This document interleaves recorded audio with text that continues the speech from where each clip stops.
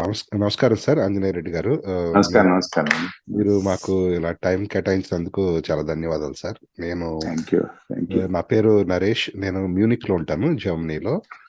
అలాగే నా మిత్రుడు శ్రీకాంత్ కూడా ఉన్నారు సపోర్ట్ చేయడానికి.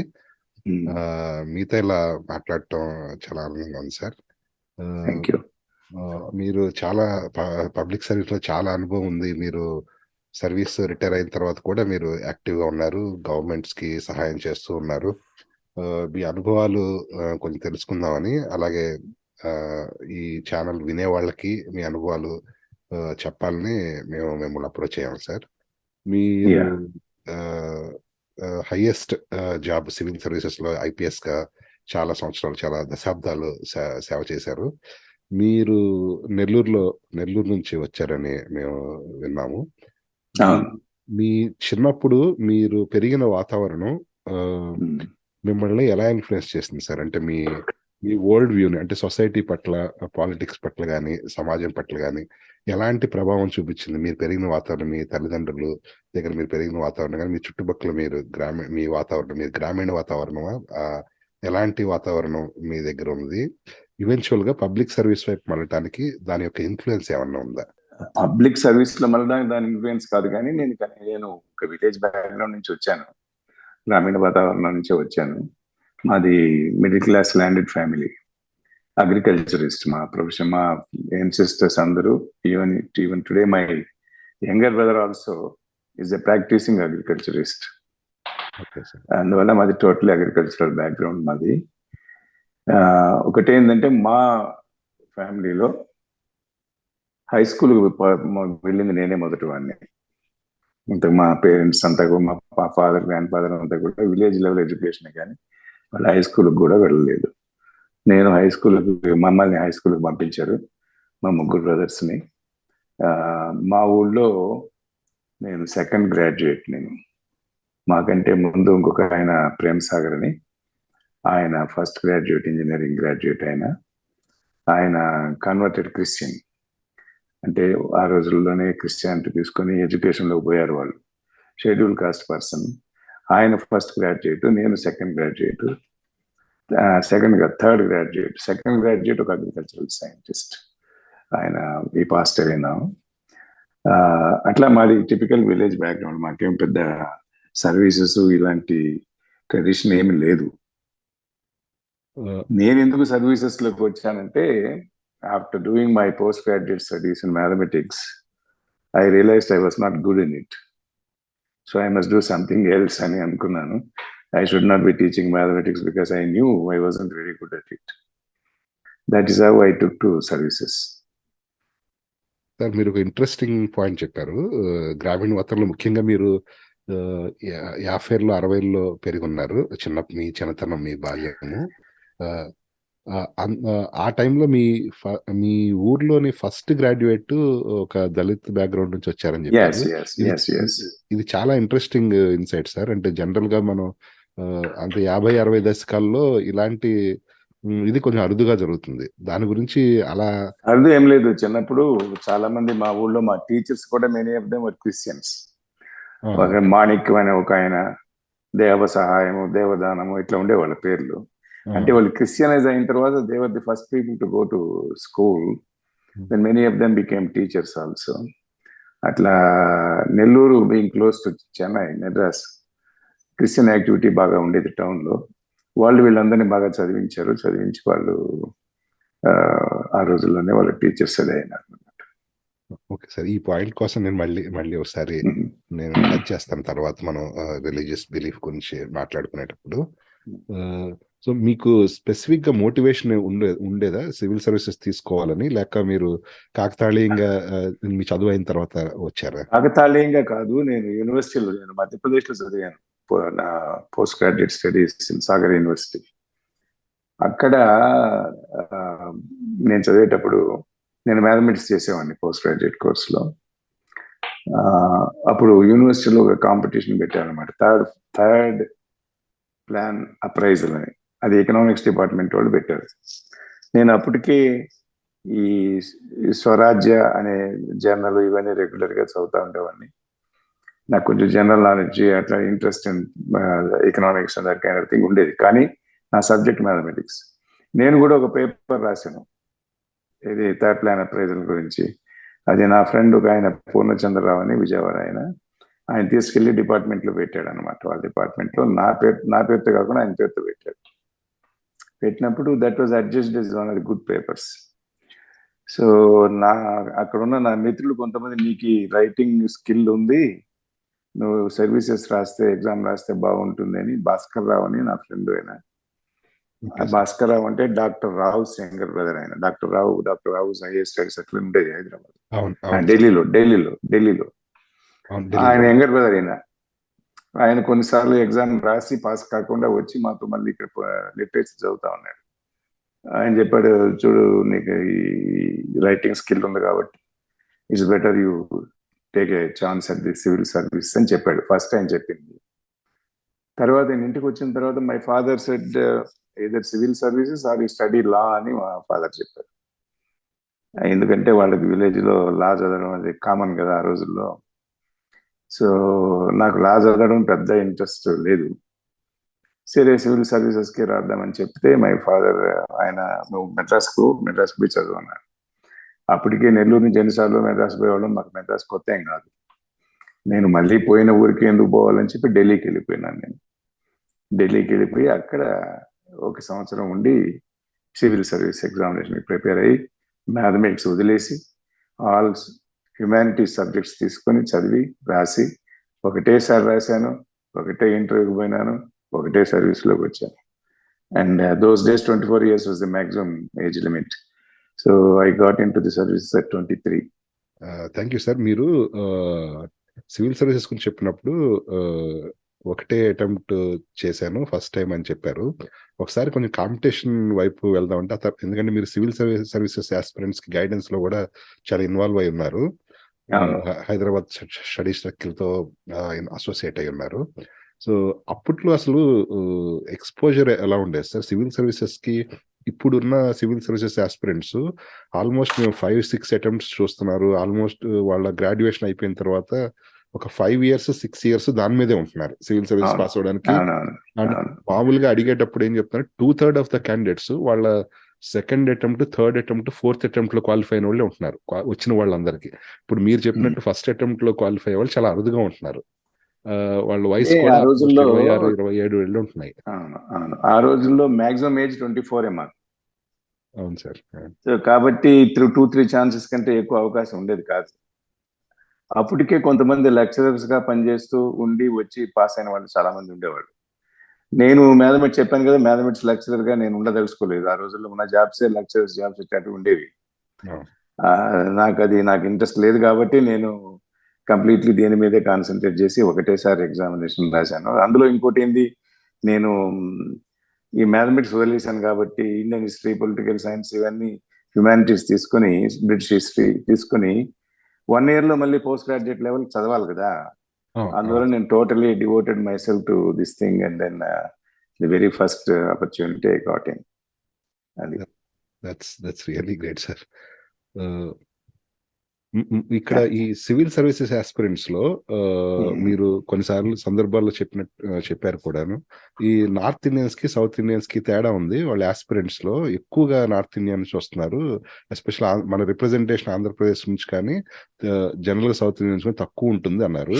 దీనికి ఏమైనా కల్చరల్ రీజన్స్ ఉన్నాయా సార్? అంటే ఎందుకని? జనరలీ ఇప్పుడు చూడండి, సైన్స్ ఓరియంటేషన్ ఎక్కువ సౌత్ లో. చాలా మంది ఇంజనీరింగ్ కానీ, లేకపోతే మెడిసిన్ కానీ, లేకపోతే higher studies in science and దాంట్లో పోతూ ఉంటారు. నార్త్ ఇండియాలో సివిల్ సర్వీసెస్ ఓరియంటేషన్ ఎక్కువ. ముఖ్యంగా ఒక కారణం ఏంటంటే అలహాబాద్ యూనివర్సిటీ ఆ రోజుల్లో that was the first university which aligned it syllabus to the UPSC syllabus. అందువల్ల అక్కడ చదివిన వాళ్ళందరూ యూపీఎస్సి ఎగ్జామ్ రాసేవాళ్ళు. అదేవిధంగా ఢిల్లీలో కూడా ప్రతి ఒక్కరు అక్కడ క్యాపిటల్ కాబట్టి ఇక్కడ సివిల్ సర్వీసెస్ అంతా వాళ్ళ ఫ్యామిలీస్ అంతా అక్కడే ఉంటాయి కదా, సివిల్ సర్వీస్ ఫ్యామిలీస్. వాళ్ళ చిల్డ్రన్ మళ్ళీ సివిల్ సర్వీస్ ఎగ్జామ్ రాయడం. అదేవిధంగా ఢిల్లీ, అలహాబాద్ ఇవి రెండు ఆ రోజుల్లో ఎక్కువ మందిని కంట్రిబ్యూట్ చేసేవి. సౌత్లో చెన్నై కొంతవరకు.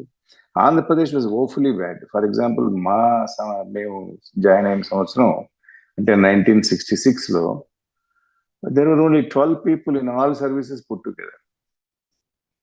అంటే 1000 వేకెన్సీస్ 1000 నాట్ వేకెన్సీస్ ఉంటే అందులో 12 మందే ఉన్నారు. అది one of the main reasons why I started Hyderabad. నేను వేణుగోపాల్ రెడ్డి గారు ఫార్మర్ గవర్నర్ రిజర్వ్ బ్యాంక్, ఆయన నాకంటే 2 years సీనియర్ IASలో. మేమిద్దరం కలిసి అది స్టార్ట్ చేసాం ఫస్ట్. అది ఐడియా కూడా చేయాలని చెప్పి వచ్చింది.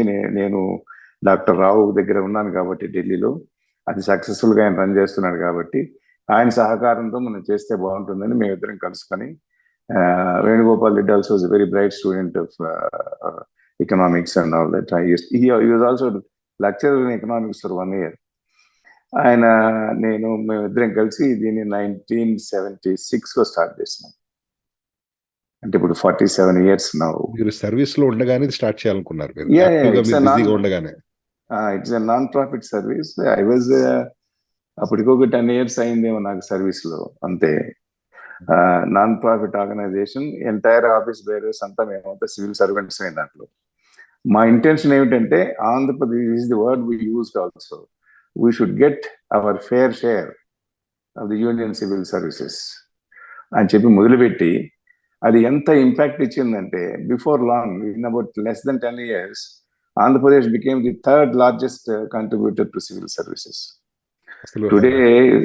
Today, 47 years later, we have more than 1,000 officers in various civil services, all who passed out from my Hyderabad study circle.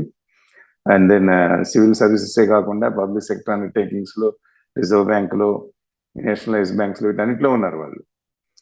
అందువల్ల ఇప్పుడు దాంట్లో people who work with us started their own institutions. దాంతో ఏమైపోయింది, number of institutions in Hyderabad today perhaps study circles about 30-40 ఉంటాయి హైదరాబాద్. అంటే ఆ atmosphere వచ్చేసింది అనమాట. సివిల్ సర్వీసెస్ ఎగ్జామ్ రాయాలి, ప్రతి ఒక్కరు ఏదో ఒక ఇన్స్టిట్యూషన్ పోవడము. ఈ మిగతా ఇన్స్టిట్యూషన్స్ పెట్టిన వాళ్ళు కూడా either they were our students or they work in Hyderabad study circle is faculty members. వీళ్ళు వేరే ఇన్స్టిట్యూషన్స్ పెట్టుకున్నారు. అది అవన్నీ కమర్షియల్ ఇన్స్టిట్యూషన్స్. ఇది ఒక్కటే non governmental, non profit institution in the entire country. మిగతా ఎన్ని యూనివర్సిటీస్ అన్నా రన్ చేస్తున్నాయి, లేకపోతే గవర్నమెంట్ అన్నా రన్ చేస్తున్నారు. అదే ఎస్సీ షెడ్యూల్ కాస్ట్ ఒకటి, బ్యాక్వర్డ్ క్లాస్ ఒకటి గవర్నమెంట్స్ రన్ చేస్తున్నాయి, ఏమో చేస్తున్నాయి. కానీ గవర్నమెంట్ హెల్ప్ లేకుండా, గవర్నమెంట్ ఎయిడ్ లేకుండా, non governmental institution, non profit institution. And most today our office bearers అందరూ కూడా ex students of this institution only. ఈ విధంగా అది ముందుకు పోతా ఉంది, ఇంకా జరుగుతూ ఉంది. It's still functioning. Only thing is now, of course there lot of competition now, but it's still functioning. And we do some socially relevant activities in the sense we give free instruction to people who are physically handicapped, poor people ki takko concession atla. Our fee is the lowest in the city. Generally it is half of it or even less than half at times. So even then we are trying to make it accessible to poor people and all that. It's still going on. 47 years later, it's still active. Yes sir, actually ఇది చాలా visionary step అనుకోవాలి మీరు చేసింది. ఎందుకంటే ఇప్పుడు చాలా మందికి అంటే ఎగ్జాక్ట్ గా మీరు ఫౌండ్ చేశారు అని తెలియకుండా కూడా ఇంకా సివిల్ సర్వీసెస్ అంటే హైదరాబాద్ స్టడీ సర్కిల్ అనేది ఒక గో టు, అదొక పేరెంట్ ఇన్స్టిట్యూట్ లాగా అయిపోయింది హైదరాబాద్ స్టడీ సర్కిల్. నాకు కూడా నేను మీ గురించి సెర్చ్ చేసి నేను వెతుకుతున్నప్పుడు తెలిసింది, కానీ నాకు హైదరాబాద్ స్టడీ సర్కిల్ గురించి తెలుసు, కానీ యువర్ ద ఫౌండర్ అనేది నేను తర్వాత తెలుసుకున్నాను. నేను వేణుగోపాల్ రెడ్డి గారు, తర్వాత 2 others are also there. ఒక ఆయన పాండురంగారెడ్డి అని, లేటర్ ఈ started his own study circle called soldiers scholar study circle అని.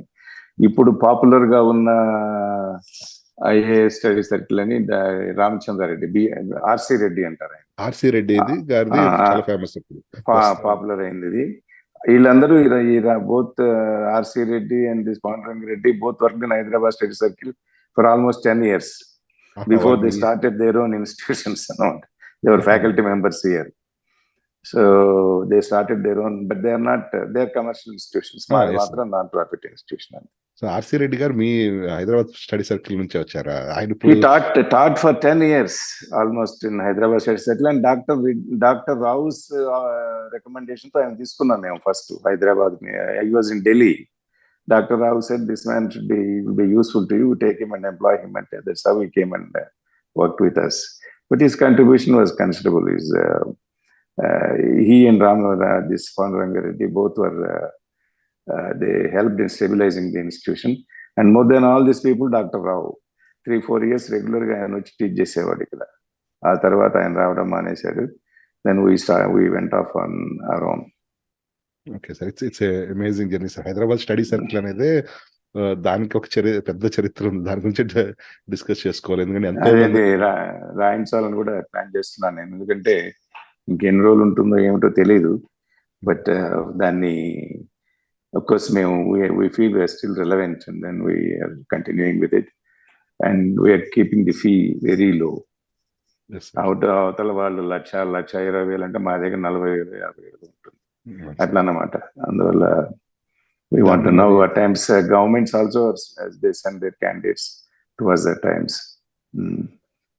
దాన్ని ఫ్యూచర్ లో కంటిన్యూ చేసేందుకు ఇంకా మోర్ సస్టైనబుల్ గా చేసేట్టు మీరు ఏమైనా ఆలోచిస్తున్నారు సార్? చేస్తున్నాము. We have some reserve funds. Actually problem ఏంటంటే గవర్నమెంట్ అప్పుడు the permission of Hyderabad municipality వాళ్ళ ల్యాండ్ లీజ్ తీసుకొని మేము కట్టుకున్నాం ఆ బిల్డింగ్ అంతా. ఇప్పుడు ఆ లీజ్ పీరియడ్ అయిపోయింది. మొదట మాకు నామినల్ లీజ్ లో ఇచ్చారు, ఇప్పుడు నెలకు 25,000 లీజ్ కట్టమని అడిగారు, కడుతున్నాము. ఆ ల్యాండ్ మేము మాకు కానీ వాళ్ళు ఇచ్చేస్తే దాన్ని పర్మనెంట్ ఇన్స్టిట్యూషన్ చేయాలని ప్లాన్ ఉంది నాకు. లేకున్నా కూడా ఇవ్వకున్నా కూడా కనీసం ఈ లీజ్ రెంట్ ఇంతకంటే ఎక్కువ పెంచకుండా ఉంటే we want to develop it into, we want to stabilize it as an institution essentially for middle class and lower middle class people. Yes sir. అంటే హైదరాబాద్ స్టడీ సర్కిల్ చేసిన కాంట్రిబ్యూషన్ కి ప్రభుత్వం కూడా ఇవ్వటం చాలా జస్టిఫైడ్ సార్, ఇవ్వచ్చు. చాలా మంది ఫ్యూచర్ లో ఉపయోగపడుతుంది అలా ఒకవేళ వాళ్ళు. Yeah, we have number of offices. ఇప్పుడు all those people who become chief secretaries, DGPs, వీళ్ళందరూ అక్కడ ఎక్స్ స్టూడెంట్స్. ఇప్పుడు ప్రెసెంట్ ఎగ్జిక్యూటివ్ వైస్ ప్రెసిడెంట్ వేద కుమార్ గారని, ఆమె షీ వాజ్ అకౌంటెంట్ జనరల్, ఇక్కడ నుంచి పాస్ అయిన ఆమె కూడా. వీళ్ళందరూ ఎక్స్ స్టూడెంట్స్ అందరూ ఇప్పుడు గవర్నింగ్ బాడీలో ఉన్నారు. Great alumni sir Hyderabad study circle. మనం సర్వీసెస్, మీరు సర్వీస్ జాయిన్ అయిన తర్వాత గురించి మాట్లాడుకుందాము. మీరు సర్వీస్ జాయిన్ అయిన తర్వాత ఎప్పుడైనా ఐపీఎస్ జాయిన్ అయిన ఇన్ని డికేట్స్ నేను సర్వ్ చేశాను, ఎప్పుడైనా నేను this is the best thing I did in my life అనిపించిందా? లేకపోతే ఎప్పుడైనా service at any point of time మీరు ప్రాబబ్లీ నేను వేరే సర్వీస్ కి ఏమైనా వెళ్ళుంటే బాగుండని ఎప్పుడైనా ఎనీ మూమెంట్ అనిపించింది? అట్లా ఏం లేదండి. నాకు I was very proud of my service and took lot of interest in it and lot of innovative work చేసాము. I was very very happy. I really felt I was doing something useful to society. నాకు అట్లా ఏమి లేదు, వేరే service పోయి ఉండొచ్చు, business చేసి ఉండొచ్చు, లేకపోతే ఇంకోటి ఏదో చేసి ఉండొచ్చు, అలాంటిది ఏమి ఆలోచన లేదు. పాలిటిక్స్ లో పోవచ్చు, అలాంటివి ఏమి లేదు. పాలిటిక్స్ గురించి మీరు ఎప్పుడు ఆలోచించలేదా సార్? డైరెక్ట్ పాలిటిక్స్ లేదు, చాలా కష్టం అని ఒకసారి తర్వాత చెప్తాను, కానీ నాకు పెద్ద ఇంట్రెస్ట్ లేదు మొదటి నుంచి. I was much interest in administrative reforms. In fact I was adviser to the I was one of the advisors to the Third Administrative Reforms Commission also, as far as police was concerned. Yes, sir. అట్లా ఆ ఇంట్రెస్టే కానీ నాకు political గా ఏదో election గెలవాలని అట్టేం ఆలోచన ఏం లేదు. ఎస్ సార్, ఒకసారి మనం అడ్మినిస్ట్రేటివ్ రిఫార్మ్స్ గురించి కూడా తర్వాత వద్దాము. మీరు ఫేమస్ కేసు మీరు ఒకటి, మీరు డీజీగా రిటైర్ అయ్యే ముందు మీరు director general of police appointment కోసం మీరు ఒక కేసు కూడా ఫైట్ చేశారు. అది చాలా అప్పట్లో ప్రాచుర్యం పొందింది. ఈ సందర్భంగా అసలు రాజకీయ నాయకులు బ్యూరోక్రసీ ఇండిపెండెన్స్ గురించి మిమ్మల్ని అడుగుదాం అనుకున్నాం సార్. అసలు ఎంతవరకు అంటే మీరు రిఫార్మ్స్ గురించి కూడా చాలా ఆలోచిస్తారు కాబట్టి, ఈ పొలిటీషియన్స్ బయాస్డ్ గా అపాయింట్మెంట్స్ చేయటం ఆఫీసర్స్ ని ఇంపార్టెంట్ పొజిషన్స్ లో అనే దాని గురించి అసలు రూల్ పొజిషన్స్ ఎలా ఉన్నాయి, ఎంత డిస్క్రిషనరీ పవర్ ఉంటుంది పవర్ లో పొలిటికల్ ఆఫీస్ హోల్డ్ చేసిన వాళ్ళకి, అండ్ దీని గురించి మీరు ఏం సజెస్ట్ చేస్తారు? అంటే దీన్ని ఇంకా ఇంప్రూవ్ చేయడానికి కానీ దీన్ని ఎలా స్ట్రీమ్ లైన్ చేయొచ్చు అని మీ ఐడియా సార్? చేయొచ్చు. దీన్ని ఒకటి గుర్తుపెట్టుకోవాలి, గవర్నమెంట్ అంటే ఆఫీసర్స్ కాదు, గవర్నమెంట్ అంటే పాలిటీషియన్స్, అంతే కదా. They are the people who run the government. Ultimate authority వెస్ విత్ దెమ్. మనం ఏదో కొంతమంది immature civil servants think government అంటే IAS officers, IPS, not the government. You are only secretary to the government, not the government. Government is the minister. ఇది tricky question ఇది. ఇప్పుడు how do we protect the interest of civil service while working in a political setup, which is in a political democracy, it is politicians form the government to run the government. Ultimately, it is they who are the government. దీంట్లో how do we preserve, how do we protect the interest of civil service? అంటే governance లో civil service కూడా ఒక role ఉంది. Simple గా చెప్పాలంటే civil servants, British civil servant for example, he regards himself as custodian of public interest. Long-term public interest ఏదో, we are the custodians of long-term public interest అని వాళ్ళు అనుకుంటారు. But politicians, వాళ్ళు the short-term interests. They have to contest elections, they have to win in the elections, they have to continue in power. We can't find fault with them also. So the skill of civil service lies in reconciling this long-term and short-term interests. Yes. దానికి ఏం చేయాలి అంటే, one solution is civil services board. Civil services board unte they should be able to assess who is suitable for what job, and then they give some 3 or 4 names to the government. These 3 people are suitable for this job, you can choose one of them అని చెప్పగలుగుతారు. ఇప్పుడు ఆ పరిస్థితి లేదు. It's all at the discretion of the politicians who have no experience of administrative the problems and all that. వాళ్ళు ఎవరినంటే వాళ్ళని ఎక్కడో fisheries department లో కొద్ది రోజులు అక్కడనే తీసుకొచ్చి మళ్ళీ జనరల్ అడ్మినిస్ట్రేషన్ అక్కడ తీసుకొచ్చి మున్సిపల్ అడ్మినిస్ట్రేషన్, ఈ విధంగా వాళ్ళు ఇష్టం వచ్చినట్టు మార్చేస్తూ ఉంటారు. దీంతో ఏమవుతుంది, ప్రొఫెషనలిజం డెవలప్ కాదు. ప్రొఫెషనలిజం డెవలప్ కావాలంటే వాళ్ళ career should be monitored. Then the civil services board should be able to advise the government, these are the people who are suitable this particular job. వాళ్ళని కూడా గవర్నమెంట్ మేము చెప్పిన వాళ్ళు మీరు తీసుకోవాలంటే తీసుకోరు వాళ్ళు. We should give them a choice, 2-3 people. These 2-3, one of them, please speak it up. Adi one way of doing it.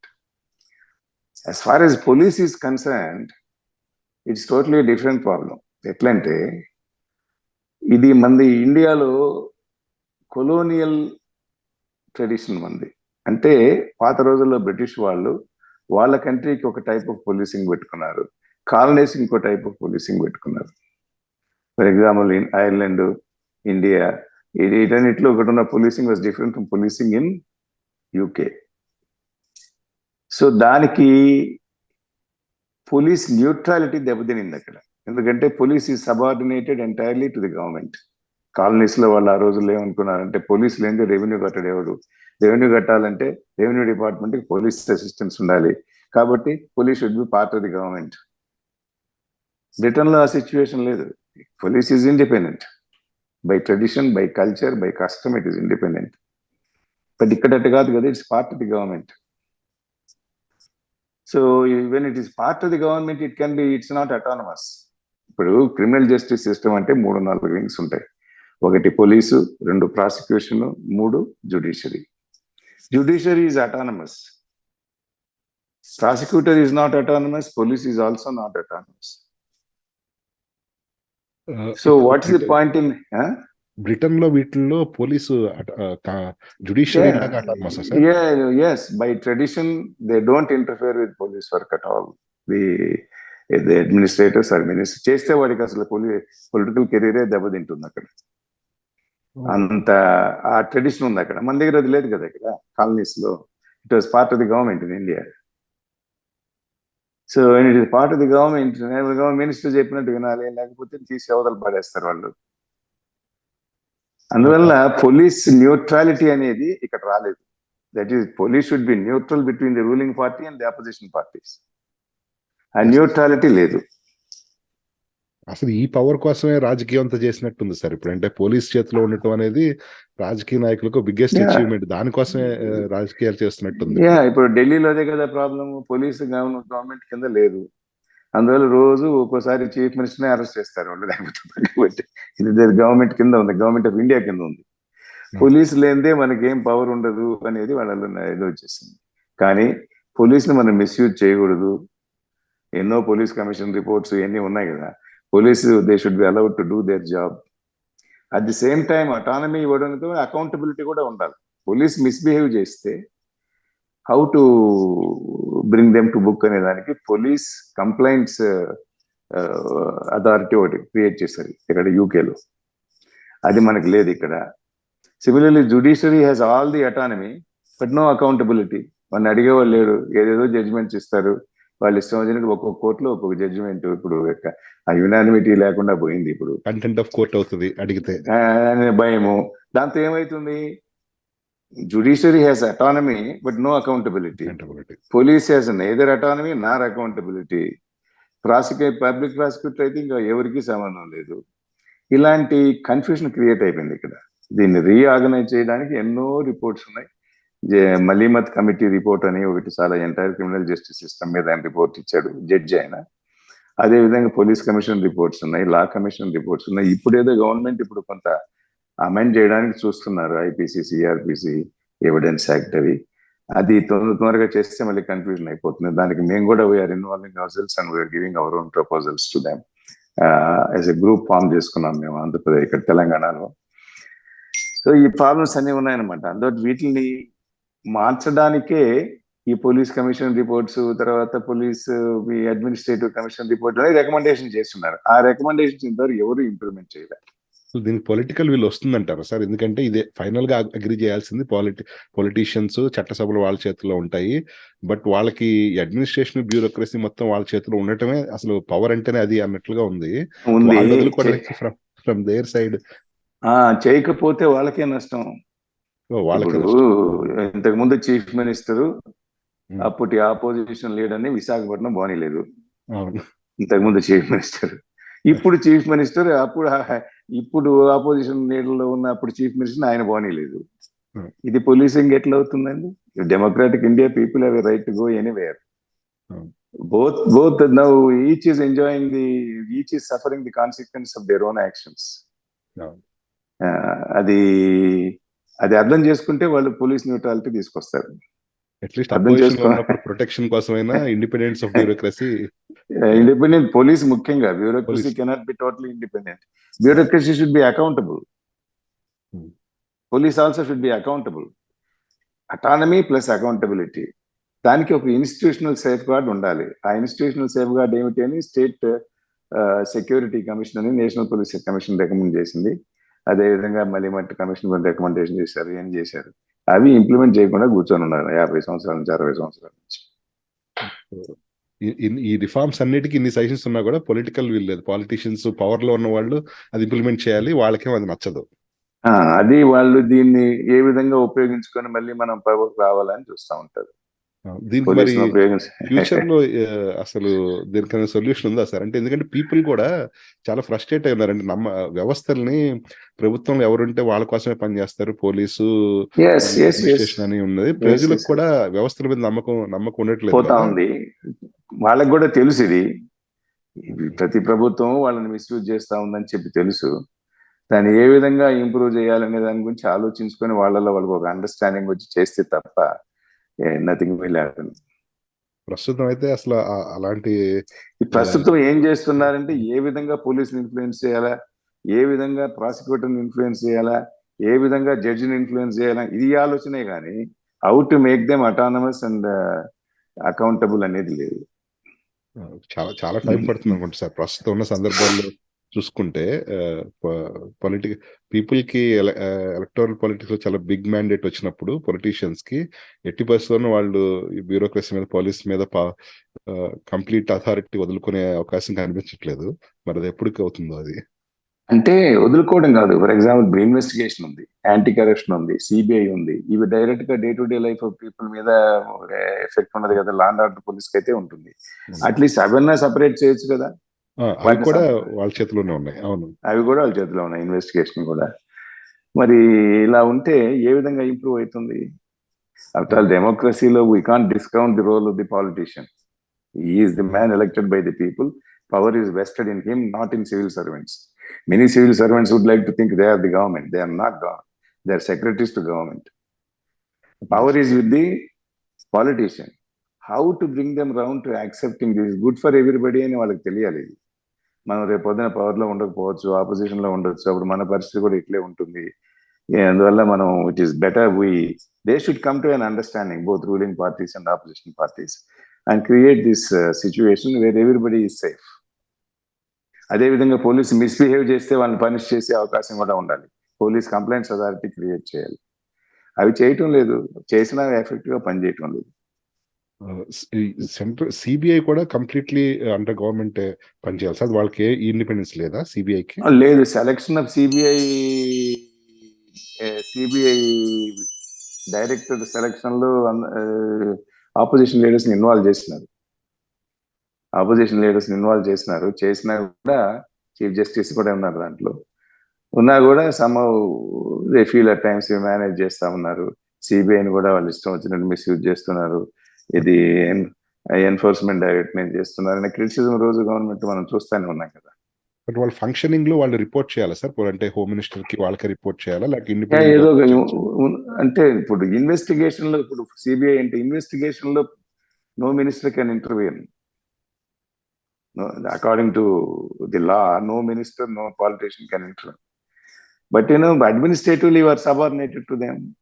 నువ్వు వాళ్ళకి నచ్చకపోతే నువ్వు పంపించేస్తారు, లేకపోతే తీసేస్తారు, ఇంకొందరికి పంపుతారు. ఒకటి ఏం చేస్తాం అంటే ఒకవేళ రిఫార్మ్ చేసినా కూడా ఇండిపెండెంట్ గా చేయాలనుకుంటే అథారిటీ ఎవరుంటారు సార్? అంటే మళ్ళీ ఈ ఐపీఎస్ బ్యూరోక్రసీ నుంచే ఉంటారా డిసిషన్ తీసుకోవాలి? ఉండదు, దానికి ఒక అటానమస్ కమిటీ ఉండాలి, which is elected from time to time.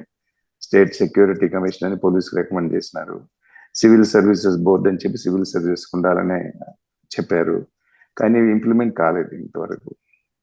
Okay, అంటే ఇప్పుడు జడ్జెస్ ని కొలీజియం అపాయింట్ చేస్తుంది, అది ఒక wrong practice. Judges appointing themselves as judges, అది ఎక్కడా లేదు ప్రపంచంలో. అది ఇండియాలోనే కనుక్కున్నారు, అది కొత్తది. అవును సార్, అంటే ఇప్పుడు అది కాంట్రవర్షియల్ అయిపోయింది కదా. ఇప్పుడు కొంతమంది జడ్జెస్ ఇది కరెక్ట్ కాదు అంటున్నారు కదా. జడ్జెస్ కరెక్ట్ కాదు అంటున్నారు కొందరు, ఇది అపాయింట్ చేసుకోవటం కాదంటున్నారు. అదే ఇన్ఫాక్ట్ అప్పుడు ఐ రిమెంబర్ రస్తోగి అని అటార్నీ జనరల్ అండ్ క్లియర్ గా చెప్పాడు, business of judges is to dispense justice, not to appoint brother judges అని చెప్పినాడు. You are there to dispense justice, not to perpetuate yourselves అని. అంటే ఇక్కడ ఇంకో భయం కూడా ఉంది సార్. అంటే ఇప్పుడు అమెరికాలో ప్రెసిడెంట్ సుప్రీం కోర్ట్ కి జడ్జెస్ అపాయింట్ చేస్తారు and they stay for life long. అంటే వాళ్ళకి రిటైర్మెంట్ ఉండదు, ఉంటారు. ఇక్కడ భయం ఏంటంటే జడ్జెస్ ని అపాయింట్ చేసే అధికారం పాలిటీషియన్స్ కి ఇస్తే పూర్తిగా పార్టిజన్ అపాయింట్మెంట్ ఉంటుందేమో అని కూడా భయం ఉంది. దానికి చెక్స్ ఉండాలి పూర్తిగా. నువ్వు దాని ఒక వయా మీడియా సిస్టమ్ ఒకటి పెట్టుకోవాలి. నాట్ ఇప్పుడు ఫర్ ఎగ్జాంపుల్ బ్రిటన్ లో ఒకప్పుడు క్వీన్స్ బర్త్డే ఆనర్స్ అని గవర్నమెంటే ఇచ్చేదనమాట. ఇది డాక్టర్ ఆఫ్ ది నైట్ ఏదో ఉన్నాయి కదా, సర్ అని ఎన్ని రకరకాల. ఇప్పుడు ఏం చేస్తున్నారు, ప్రజలకి they are asking people also to vote. వాళ్ళు గవర్నమెంట్ లిస్ట్ పంపిస్తారు, పబ్లిష్ చేస్తారు, ఆనర్ చేయాలనుకున్నాం అంటే పీపుల్ కెన్ వీటో ఇట్. ఆ పరిస్థితి తీసుకొచ్చారు. ఇక్కడ కూడా మనం అలాంటి సిస్టమ్ ఏదో ఒకటి ఎవాల్వ్ చేయాలి. ఇప్పుడు politicians we can't tell them that you have no business to do this అని. But sovereignty where does it lie? Does it lie in supreme court or in the parliament? Sovereignty lies in the parliament. So we can't question that. So ఇప్పుడు వీళ్ళు ఏం చెప్తారు, వాళ్ళు చెప్పినట్టు చేయకపోతే వాళ్ళ approval ఎవరు? జడ్జెస్ కి. Because president has to ultimately approve కదా, హైకోర్టు జడ్జెస్ కానీ సుప్రీం కోర్ట్ జడ్జెస్ కానీ. అందువల్ల ఈ ఒక solution, via media solution, national judicial appointments committee అని ఒక యాక్ట్ తీసుకొచ్చారు కదా. అది unanimously it was passed by the parliament. అంటే బోత్ బీజేపీ, మన Congress party, all parties came together and brought that legislation and that was struck down by the supreme court, which is a very unfortunate thing and it has resulted all these problems.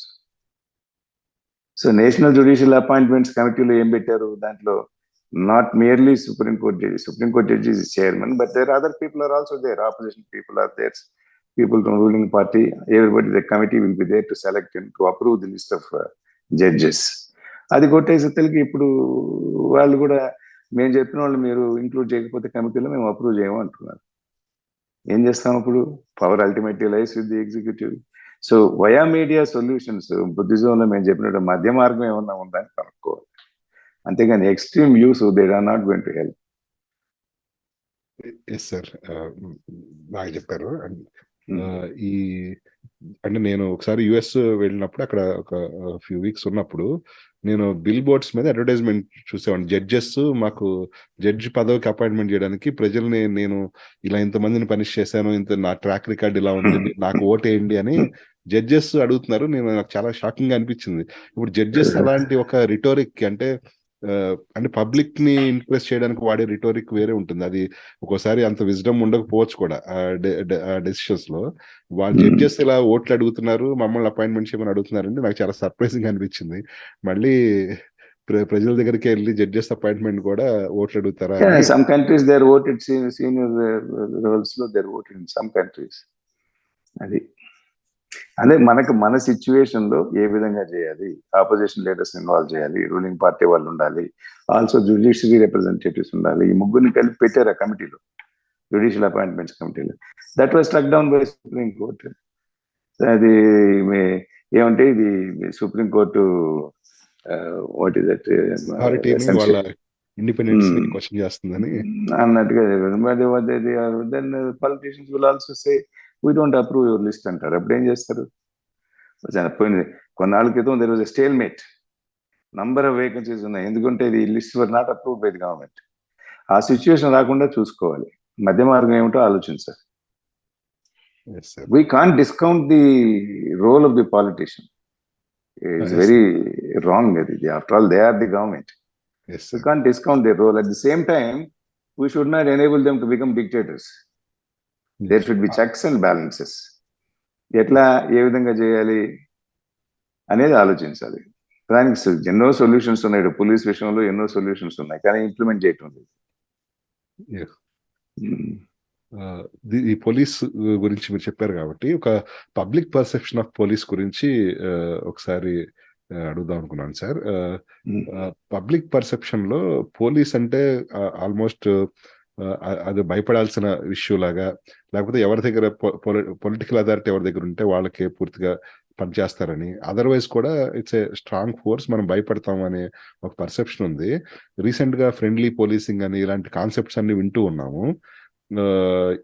మీరు administrative reforms లో ఉన్నారు, చాలా suggestions చేస్తున్నారు, think చేస్తున్నారు కాబట్టి ఈ public perception of police ని improve చేయడానికి మీరు ఏమైనా సజెషన్స్ చేశారా సార్?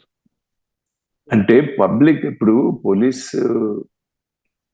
అకాడమీ పెట్టినప్పుడు కూడా one of the main aims is to transform the police force into a police service. You see the difference. Colonial times lo it was police force. Yes. Indian police is heavily armed also, whereas British policemen cannot carry a weapon even today. He requires a permission to carry a weapon. There it is service, police service. One day the police force endukante colonial times lo tax collection kosamu police were armed and they were empowered, to arrest people, to search houses. You can't just walk into the house of an Englishman. They say Englishman's house is fort antaru kada, castle antaru. Yes sir. Ikkada etla kaadu, you can walk into anybody's house, you can arrest anybody, you can tarvata mundu arrest chesi tarvata investigation cheyadam, ivanni colonial practices are still there. Andukone nenu aa madhya oka article rasanu kuda, saying this colonial police in democratic India. So ee change circumstances లో police ని ఏ విధంగా మార్చాలనే దాని మీద 100 recommendations ఉన్నాయి, అన్ని ఇన్ని కాదు. Several state governments have their own appointed their own police commission. Then national గా థర్డ్ పోలీస్ కమిషన్ ఉంది, థర్డ్ నేషనల్ పోలీస్ కమిషన్ ఉంది, మిలిమెంట్ కమిటీ ఉంది, number of things are there. ఆ రికమెండేషన్స్ ఏవి ఇంప్లిమెంట్ చేయాలి అనే ఆలోచన ఇంతవరకు చేయటం సరిగ్గా లేదు. అది చేస్తే then only you see the whole attitude of the police now. Epudo 150 years nadu statement made to the police cannot be signed by the deponent అని ఉంది. ఎందుకంటే అప్పుడు అంతా ఇల్లిటరేట్ పీపుల్ కాబట్టి వీడేం రాస్తాడో ఏం సంతకం తీసుకుంటాడని అనుమానం. ఇప్పుడు most people are educated, 75%, 78% are educated people. Even today we can't take their signatures on the statements made. So పోలీస్కి ఒకటి చెప్తారు, మళ్ళీ కోర్టుకి ఇంకోటి చెప్తారు ఇప్పుడు పోయే వాళ్ళు. And you can't punish him for that. Statement అసలు వాలిడిటీ లేదు కదా సార్? లేదు.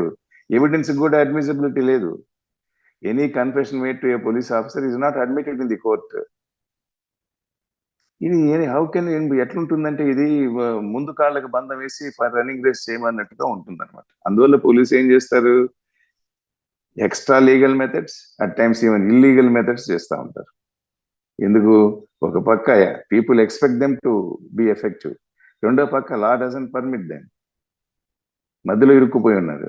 అందువల్ల దీనికి ఏం చేస్తారు, often they take recourse to extra legal methods, illegal methods, all kinds of things to prove that they are useful to the society. ఆ situation ఉండకూడదు అంటాను నేను. దీన్ని లాలో చేంజెస్ తీసుకురావాలి. ఇప్పుడు పోలీసా నువ్వు when you say statement made to A deputy tahsildar is admissible, whereas a police statement made to an IPS officer is not admissible, does it make sense? It doesn't make sense, and I don't know why people don't realize it. అంటే police దగ్గర weapon ఉంది కాబట్టి weapon ఉన్న వాళ్ళ దగ్గర ఎక్కువ power ఇవ్వకూడదని. Weapons తీసేయి, ఎవరు వద్దన్నారు తీసేయండి. ఇన్వెస్టిగేటింగ్ ఆఫీసర్స్ వెపన్స్ ఇవ్వద్దు. వెపన్ చూస్తానే భయపడి ఎవరు చెప్పరు. ఇప్పుడు వాడి దగ్గర కూడా వెపన్స్ ఉన్నాయి, ప్రజల దగ్గర కూడా వెపన్స్ ఉన్నాయి. అందువల్ల ఇంకొకటి ఏంటి, కోర్టులో ఎనార్మస్ డిలేస్. నక్సలిజం రావడానికి సివిల్ కోర్ట్స్ ఒక main responsibility Telangana. Years together the disputes would not be settled. Naxalites ఏం చేశారు, మా దగ్గర రండి మేము సెటిల్ చేస్తామని చెప్పి వాడు గన్ పెట్టి చూపించి used to settle cases then and there. So people thought they were more effective than the courts. People used to go to them. ఆ సిచ్యువేషన్ రానికూడదు కదా. People should not lose faith in the law. Sir, మీరు నక్సలిజం యొక్క topic తీసుకొచ్చారు కాబట్టి దానికి follow up question నాకు ఉంది.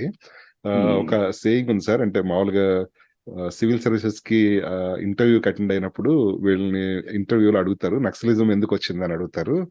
వాళ్ళు అప్పుడు చెప్తారు చక్కగా, it is a socio economic problem, దీనికి ఆర్థిక కారణాలు ఉన్నాయి, కల్చరల్ కారణాలు ఉన్నాయి, భారతదేశంలో అనేక ప్రాబ్లం ఉన్నాయి, కుల వ్యవస్థ, ఫ్యూడలిజము, వీటికి కారణం ఉంది, ఈ అప్రెషన్ ఇవన్నీ ఉన్నాయి, దీనికి సంబంధించి యాజ్ ఎ రిజల్ట్ నక్సలిజం వచ్చింది అని చెప్తారు. బట్ ద మూమెంట్ వాళ్ళు సర్వీస్ కి సెలెక్ట్ అయిన తర్వాత, వెన్ దే హోల్డ్ వెపన్, వాళ్ళ సర్వీస్ లోకి వచ్చిన తర్వాత నుంచి వాళ్ళు స్ట్రిక్ట్ గా they see it as a law and order problem. దాన్ని సోషియో ఎకనామిక్ ప్రాబ్లం పక్కన పెట్టి ఇంకా లా అండ్ ఆర్డర్ ప్రాబ్లం అయిపోతుంది అని చెప్తారు. అసలు నక్సలిజం యొక్క ఆరిజిన్స్ గురించి మీరు పోలీసింగ్ లో చాలా స్టడీ చేసి ఉంటారు, రిఫార్మ్ ఎలా చేయాలి అనేది. మీరు ఆల్మోస్ట్ 50 years నుంచి చూస్తున్నారు కాబట్టి ఇప్పుడు దాని ఎఫెక్ట్ తగ్గిపోయింది. మీరు 70s 80s తీవ్రంగా ప్రధానమైన సమస్య నక్సలిజం సమస్య ఉండేది, పోలీసింగ్ కి పెద్ద ఛాలెంజ్ ఉండేది. ఇప్పుడు పరిస్థితి అంతా ఈ పోస్ట్ ఎకనామిక్ రిఫార్మ్స్ చేంజ్ అయిందంటారా? అంటే దీనివల్ల నక్సలిజంకి వెళ్ళటం కానీ, యూత్ కి ఏదో ఒక ఆపర్చునిటీస్ ఉండటం కానీ, దీనివల్ల చేంజ్ అయ్యి సిచ్యువేషన్ అండర్ కంట్రోల్లోకి వచ్చిందంటారా? మీరు ఎలా చూస్తారు? ఒక 50 ఏళ్ళు అంటే ఒకటి ఏంటంటే, ఇప్పుడు ఇక్కడ ఒకరిని అక్కడ ఒకరిని చంపుతా పోతే అది రెవల్యూషన్ కాదు. పీపుల్స్ వార్ గ్రూప్ అని పెట్టినప్పుడు పీపుల్స్ వార్ గ్రూప్ అని పెట్టినారు కదా వాళ్ళు ఆ రోజుల్లో, పీడబ్ల్యూజీ. నేను పోయి గవర్నమెంట్ ఆఫ్ ఇండియాలో ఇండియన్ ఆర్మీతో యుద్ధం చేయాలి. పోలీస్ మెన్ ఇక్కడ ఒకరిని చంపి హోమ్ గార్డ్ని అక్కడ చంపితే రెవల్యూషన్ అవుతుందా? ఎవరిని చంపినా తప్పే, పోలీసు వీళ్ళని చంపినా తప్పే, వీళ్ళు పోలీసుని చంపినా తప్పే. ఇప్పుడు ఆంధ్రప్రదేశ్ తీసుకుంటే దాదాపు తెలంగాణ, ఆంధ్రప్రదేశ్, ఈ ప్రాంతాల్లో మహారాష్ట్ర ఇది తీసుకుంటే దాదాపు 2000 మంది పోలీస్ మెన్ చంపారు. దీనివల్ల రెవల్యూషన్ వచ్చిందా? జస్ట్ ఉంటే ఇంకొకటి జాయిన్ అవుతుంటాడు పోలీస్ డిపార్ట్మెంట్లో. క్వశ్చన్ ఈస్, యాటిట్యూడే తప్పుది. నీకు ఒకప్పుడు ఎలక్షన్ బ్యాలెట్ బాక్స్ ఉంది, ఓట్లు ఇచ్చారు, you can change the government by ballot box. మాకు లేదు, పాత రోజుల్లో వాళ్ళ నమ్మకం ఏంటంటే power comes through barrel of the gun. 19th century ఇది పట్టుకొని 20th centuryలో చేసినారు. ఇప్పుడు 21st century వచ్చింది. 21st centuryలో you should organise yourselves and capture power. Chenna Reddy గారు చెప్పేవారు చీఫ్ మినిస్టర్ ఉన్నప్పుడు. ఇప్పుడు కూడా ఈ సిపిఐ, సిపిఎం, సిపిఎంఎల్, ఎమ్మెల్యే రేపుల్లారెడ్డి గ్రూప్, తాయనాగిరెడ్డి గ్రూప్, రకరకాల గ్రూప్, వీళ్ళందరూ కలుసుకుంటే ఇప్పుడు కూడా వాళ్ళకి 50 సీట్లు అసెంబ్లీలో వస్తాయి అని చెప్పేవాడు ఆయన, చెన్నారెడ్డి చీఫ్ మినిస్టర్ గారు. వీళ్ళు కలుసుకొని కంటెస్ట్ చేస్తే వీళ్ళకి లేదే, గ్రూప్స్ అయిపోయి ఒకరిని మించి ఒకడు ఈ వైలెన్స్ ఈజ్ ది సొల్యూషన్ అని చెప్పి అనుకున్నా దెబ్బతిన్నారు వాళ్ళు. అసలు ఎలక్టరల్ పాలిటిక్స్ మీద నమ్మే సిపిఐ, సిపిఎంఏ కలుసుకోరు 50 ఏళ్ళు. ఇప్పుడు డెమోక్రసీలో కాన్స్టిట్యూషన్ అది ఉన్నప్పుడు దాని ప్రకారం పోవాలి కానీ మేము యుద్ధం చేస్తామంటే 18th సెంచరీ మోడల్, అది 19th సెంచరీ మోడల్, అది it makes no sense now. అది తెలుసుకోకుండా వాళ్ళు ఇంకా they are wasting their time. అది అడవుల్లో కూర్చొని అడవుల్లో things are happening in the city రావడానికి నీకు భయంగా ఉంది. అడవిలో కూర్చొని నువ్వు రెవల్యూషన్ చేసేది దిక్కులేని వాళ్ళని చంపడం తప్పితే అంతకుమించి ఏమీ లేదు అక్కడ. అదేవిధంగా పోలీస్ కూడా shooting a few Naxalites dead here and there is not going to solve the problem solution. Ultimately government should find a way out. It's not a problem brought about by police kada. It's a problem brought about by failure of administration and failure of political setup in the country. You should recognize that and find a solution. అంతేగాని పోలీసుని పెట్టి naxalism పోగొట్టండి అంటే ఎట్లా పోగొడతారు? High handed methods పెడతారు, which is not good for them and not good for the society. అంటే sir ఈ naxalism వైపు వెళ్లే వాళ్ళు కూడా, అంటే ముఖ్యంగా పేద వర్గాల నుంచి వాళ్ళ నుంచి వెళ్లే వాళ్ళు కూడా, వాళ్ళు చాలా ఈ మావోయిజము, ఈ కమ్యూనిస్ట్ మేనిఫెస్టో ఇవన్నీ చదివి ఈ విజ్డమ్ తో వెళ్ళిన వాళ్ళు కూడా కాకపోవచ్చు. వాళ్ళు చాలా అప్రెషన్, గ్రామీణ ప్రాంతాల్లో ఒక అప్రెషన్, ఫ్యూడలిజం ఇది చూసి వాళ్ళకి ఏదో అన్యాయం జరిగినప్పుడు కాన్బట్ మెథడ్, అంటే సిస్టమ్ మాకు హెల్ప్ చేయలేదు అనే బాధలో ఉండి వెళ్ళిపోయిన వాళ్ళు ఎక్కువ ఉన్నారు అంటారు. అంటే ఇది లేదు, ఇప్పుడు అది ఉండొచ్చు ఒకప్పుడు. It's not true any longer. It is not true any longer. People are asserting themselves. ఓట్లు వేసేటప్పుడు వాళ్ళు they know whom they are electing, they should know కదా. You can organize yourselves. అది డెఫినెట్లీ అప్పటికిప్పటికి 19th సెంచరీకి ఇప్పటికి ఎంతో మారిపోయింది కదా. ఇప్పుడు ఈ 19th century ideas 21st సెంచరీలో implement చేస్తే రష్యాకి పెట్టిన గతి పడుతుంది. రష్యన్ ప్రెసిడెంట్ ఇప్పుడు యుద్ధం చేసే టైం ఇది 21st సెంచరీలో. To keep a war going for 1 week, it means enormous amount of money. ఆయన ఇప్పుడు ఎంత పొరపాటు చేసి రష్యన్ ఎకానమీ నాశనం చేసినాడు కదా. అదేమంటే అమెరికా వాళ్ళు వచ్చి ఇక్కడ మా కూర్చున్నాడు. ఎక్కడ కూర్చున్నాను నేను ఎత్తిన, ఇక్కడ కూర్చున్నాను. వస్తే this the solution, you go and destroy another whole country. ఇంత madness, old ideas, people have not grown out of them. They should be expose to the world. ఇప్పుడు వరల్డ్ కోర్టు ఏదో అతని మీద వారెంట్ ఇచ్చారంట, is not able to go to any country, పోతే he can be arrested. ఆ situation ఎందుకు తెచ్చుకోవాలండి? ఇప్పుడు violence is a limited role, very limited role ఈ మోడర్న్ టైమ్స్ లో. You will have to educate people, you will have to. Nagireddy గారు ఎప్పుడు అదే చెప్పేవాడు, తరిమల నాగిరెడ్డి, ఎడ్యుకేట్ అజిటేట్ అని చెప్పేవాడు. అంబేద్కర్ అదే చెప్పినారు కదా, ఎడ్యుకేట్ అండ్ అజిటేట్ అని చెప్పారు. ఎడ్యుకేషన్ లేదు, you don't educate them, you want them to ఏదో పోయి ఒక గన్ తీసుకొని పోయి, ఇక్కడేమో బక్కన్న అని పేరు ఉంటుంది, అడవిలోకి పోతానే రణధీర్ అని పేరు పెట్టుకొని ఏమైనా యుద్ధం చేసి మధ్యలో చేస్తుంటాడు. ఎందుకు ఈ సిచ్యువేషన్ తీసుకురావాలి? ఇక్కడ అర్బన్ ఇంటలెక్చువల్స్ అయిన ఇప్పుడు మన గవర్నమెంట్ వాళ్ళ మీద అర్బన్ నక్సల్స్ వీళ్ళు ఇక్కడ కూర్చొని ఏదో రాస్తుంటారు, ఇది యుద్ధం చేయండి, పోరాడండి. వీళ్ళు మాత్రం పోరాడరు, వాళ్ళ చేత పోరాడని చెప్పాలని చూస్తాను. ఇవన్నీ old ideas. High time we modernize ourselves. Thinking should be modernized. Injustice, yes, it is there, it was there and it is still there. Then how to fight it అనేదంటే ప్రాబ్లం అంతా. Yes sir. You have enormous laws now. Laws ఎన్నో మారినాయి, చాలా మంచి loss వచ్చినాయి. ఇప్పుడు వాటిని ఉపయోగించుకోవాలా, మనం దాన్ని సాల్వ్ చేయాలి. కానీ ఓల్డ్ తుప్పుబట్టిన తుపాకులు పెట్టుకుని ఇండియన్ ఆర్మీతో మీరు ఫైట్ చేయలేదు. సార్ మీరు ఈ బైఫర్కేషన్ ఇష్యూ వచ్చినప్పుడు మీరు ఒక అభిప్రాయం ఎక్స్ప్రెస్ చేశారు. బైఫర్కేషన్ అయితే అంటే అప్పట్లో మా లాంటి వాళ్ళకి కూడా కొంత అభిప్రాయం ఉండేది, ఈ నక్సలిజం అనే ప్రాబ్లం కొంచెం కాన్సన్ట్రేట్ అవుతుంది తెలంగాణ విడిపోయినప్పుడు అనే అభిప్రాయం కొందరు ఎక్స్ప్రెస్ చేశారు. కానీ ప్రస్తుతం ఆ పరిస్థితి కనబడట్లేదు. మీరు ఎలా విశ్లేషిస్తారు కదా దాన్ని? అంటే నక్సలిజం ఒకప్పుడు సెంట్రల్ కమిటీలో 1/3 of the committee they were from Karimnagar district. Central కమిటీలో 1/3 అంటే 12 మంది ఉంటే 4-5 కరీంనగర్ డిస్ట్రిక్ట్ వాళ్ళే ఉండేవాళ్ళు. సో వాళ్ళకి స్ట్రాంగ్ బేస్ ఉంది తెలంగాణలో. స్ట్రాంగ్ బేస్ ఎప్పటి నుంచి ఉంది? పాత రోజుల్లో కమ్యూనిస్ట్ తెలంగాణ ఆర్మ్స్ స్ట్రగల్ అని ఉంది కదా, అప్పటి నుంచి వీళ్ళకి సింపథైజర్స్, ప్రతి ఊళ్ళో కాంటాక్ట్స్, వాళ్ళ చిల్డ్రన్ అంతా ఉన్నారు. అది అందువల్ల వాళ్ళకి ఇక్కడ ఉన్న బేస్ ఆంధ్రాలో లేదు, అంతగా ఆంధ్ర ప్రాంతంలో అంత లేదు.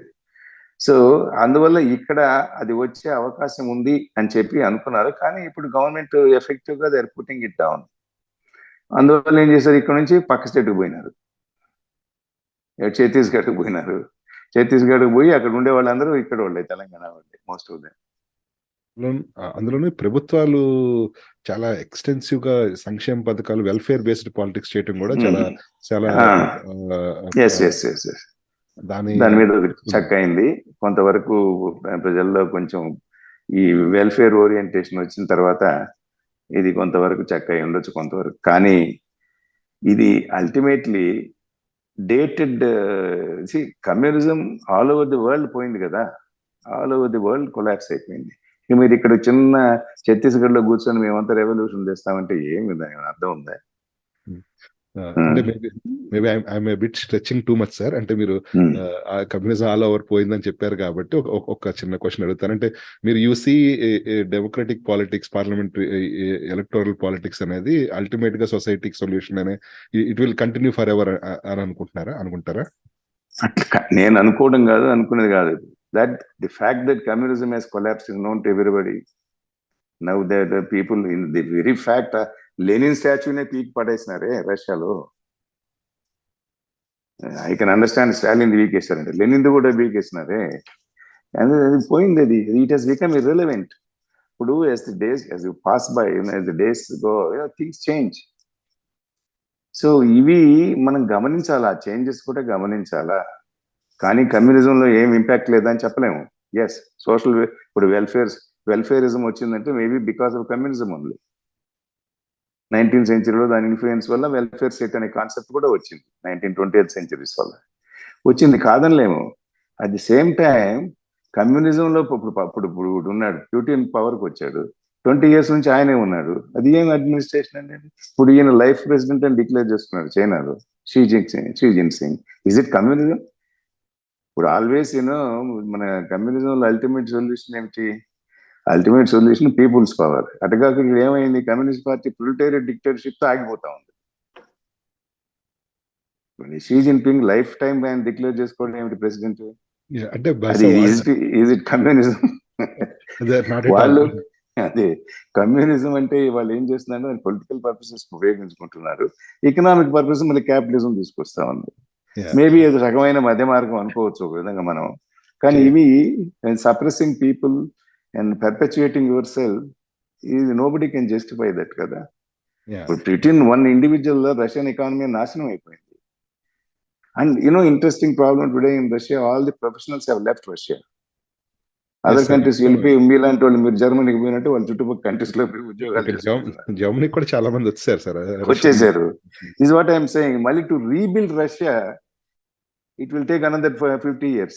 దీంతోనే సరిపోతుంది. Destroying and rebuilding, destroying and rebuilding. To rebuild Ukraine it will take another 50 years. ఇదేనా we're wasting our time and energy in this instead of helping people to live comfortably. And Ukraine is the bread basket of entire Europe. ఈ పరిస్థితులు అర్థం చేసుకోకుండా ఏదో ఒక dogma పెట్టుకొని ముందుకు పోవడం మాత్రం ఎవరికీ మంచిది కాదు. అది క్యాపిటలిస్ట్ డోగ్మా కావచ్చు, కమ్యూనిస్ట్ డోగ్మా కావచ్చు. క్యాపిటలిస్ట్ డోగ్మాలో they have their own problems, communist డోగ్మాలో they have their own problems. ఇవన్నీ ఒక రకమైన మధ్య మార్గం కనుక్కోవాలి, ఎక్స్ట్రీమ్ యూస్ లో పోకూడదు. అది